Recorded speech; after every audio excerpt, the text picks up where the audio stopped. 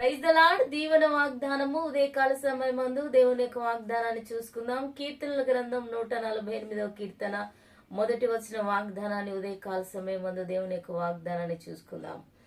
యెహోవాను స్తుతించుడి, ఆకాశవాసులారా యెహోవాను స్తుతించుడి, ఉన్నత స్థలముల నివాసులారా ఆయనను స్తుతించుడి. దేవుని నామానికి స్తోత్రం.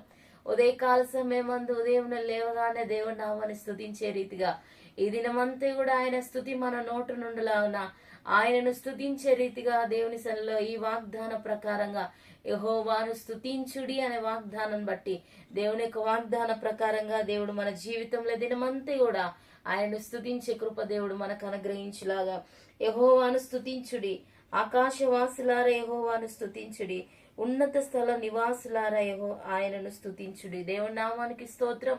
ఉదయకాల సమయం మంది ఈ వాగ్దాన ప్రకారంగా దేవుడు మన జీవితంలో ఆయనను స్తుతించే కృప ఈ దినమంతా కూడా అనుగ్రహించి ఈ వాగ్దానమును దేవుడు దీవించి ఆశీర్వదించి కృప చేత బలపరచునుగాక. ఆమేన్. దేవా, ఈ వాగ్దానాన్ని బట్టి వందనాలు.